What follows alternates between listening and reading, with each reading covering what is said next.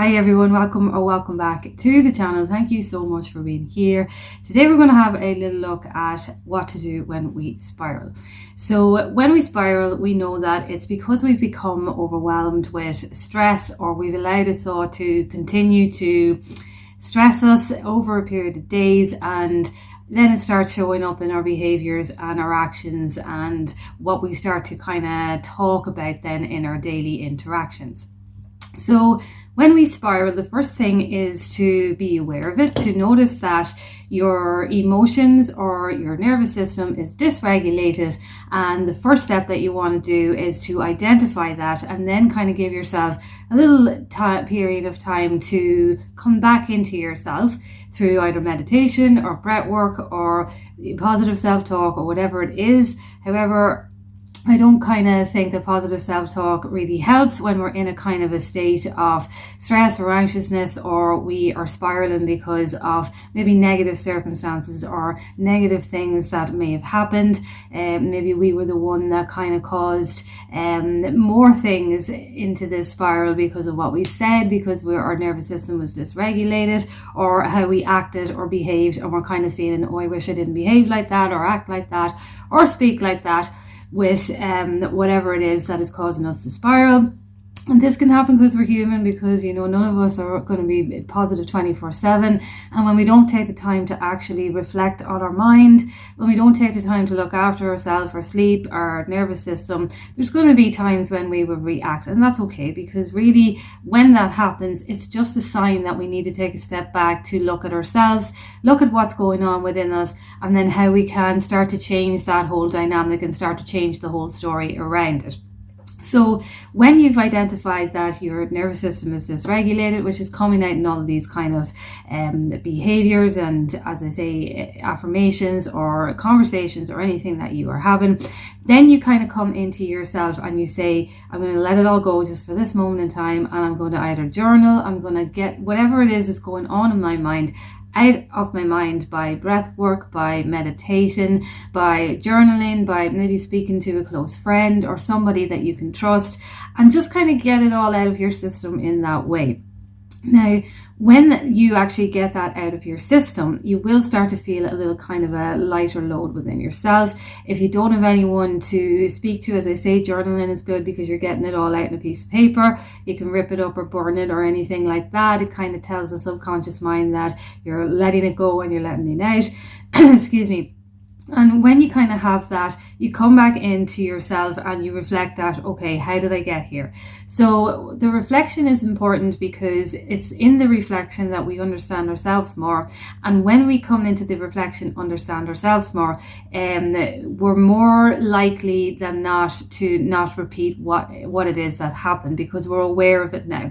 The way that we subconsciously push things down, or consciously push things down, I should say, into the subconscious, is when we don't acknowledge it, we are more likely to repeat the pattern, or it's going to kind of come to a head again. So it's better to just acknowledge it, reflect on it, and ask yourself questions like, okay, how did I get here? What conversation started this spiral? What happened this day to lead me into a spiral on this day? Maybe I wasn't sleeping properly because I was stressed about something. Maybe I wasn't giving myself enough time to reconnect with myself. So I've been so busy with everything, I didn't even give myself time to have 10 minutes of self-regulation through either reading or any kind of activity that brings you back into the moment. It can be sewing or knitting or embroidery or yoga or meditation, breathwork. There's so many different things that you can do for yourself that'll bring you back into connection with yourself, because we do really need to have a good connection with ourselves in order to sustain and maintain a kind of a stability in our presence and in our peace, so that when things kind of do show up in our life, we're able to kind of accept them, embrace them in a way that we're not going to spiral really badly. I mean, I know we're human and we can have reactions, but to a point where you're kind of losing control over your thoughts and losing control over how everything is going in your surroundings. So after you have that kind of period of reflection, there comes a little bit of time where you have to allow yourself the permission and allow yourself to have compassion with yourself through forgiveness and through understanding that you're human, and anything that actually came out that you were not happy about in your behaviors or actions can be changed. And this is important because a lot of the time when we go through things in our life and maybe we participate in actions that we're not proud of, and usually when I'm talking about this, it's to do with self-sabotage, which is causing kind of stresses around us, or maybe we said something to someone that was undesirable and we wish we didn't say it, and all of these type of things. But you always have the choice to change that kind of pattern, and you can change it. You can change habits when you identify what it is that you actually do want to change. So the first kind of start to that change is in that kind of forgiveness, that you're allowed to make mistakes, you're allowed to have these errors.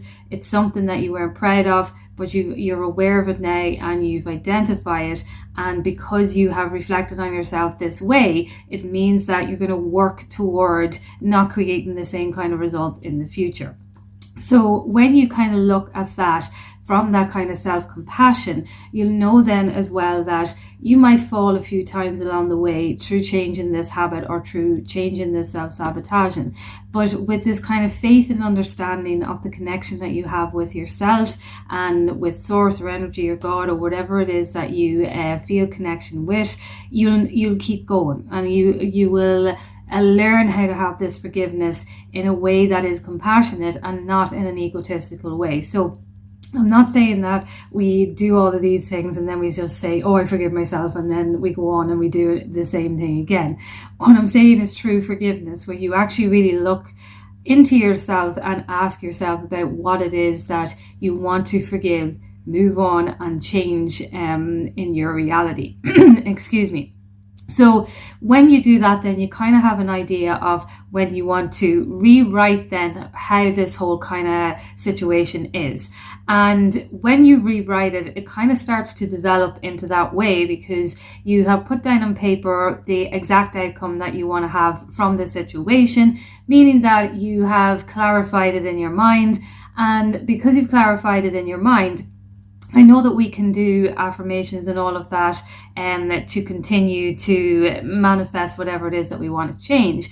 But it comes into this kind of understanding that you don't even have to do that for this to change, because the moment you clarify it onto a piece of paper or you clarify it in your mind, you will unconsciously and consciously work toward creating that, and then it kind of develops naturally in your environment. Things change, people forget what it is that you said, or they forget whatever it was that happened, and it changes then into the kind of way that you have decided to create. So it's that decision in clarifying what change you want that actually gets you the change, because you're so kind of committed to it, if that makes sense. It doesn't mean that that we have to be sitting there having a great regulated nervous system all the time. Now, obviously, that really, really, really does help, because even when we're stressed, our nervous system, when it's really regulated, will allow us to pull through everything without having too much of a reaction in a way that would be detrimental to us, because we have that kind of regulated nervous system. So, but regardless of that, when you have the clarity, you have the discipline then to know where you go, and you have that direction.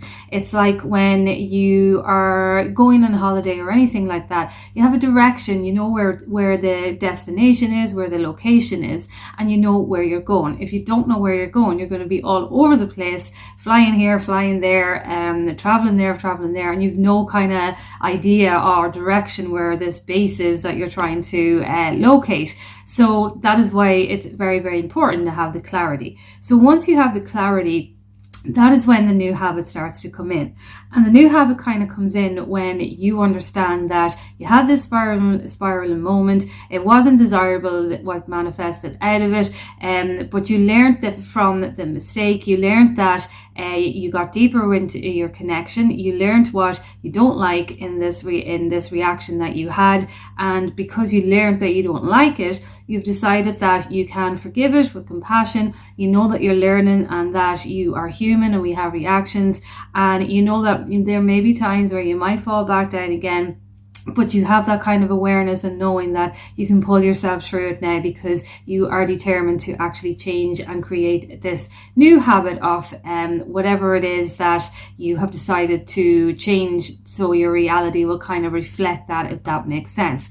And the new habit then is built through your consciousness, through what thoughts you were thinking, through the affirmations you were telling yourselves, through the routines and everything that you decide to incorporate, because you know that having this routine is what is going to build this kind of habit within you, where it'll just be a natural kind of habit that will come out of you without you even thinking about it. Like all our habits and everything is unconscious or subconscious. They come out of what we have trained ourselves in over the years. So it's the same when we start to create a new habit. It's just that we're going another way.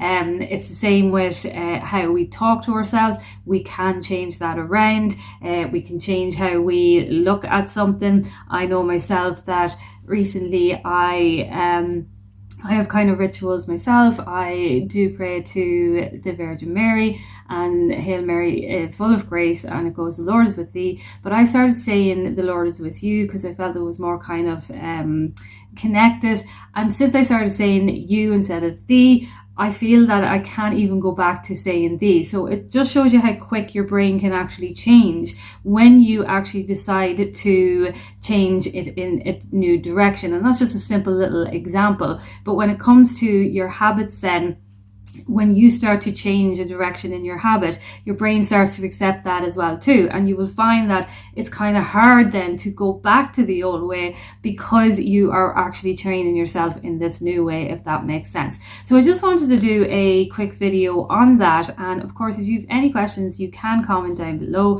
Hope everybody is doing well. Thank you so much for being here, and have a great weekend, and I will chat to you soon.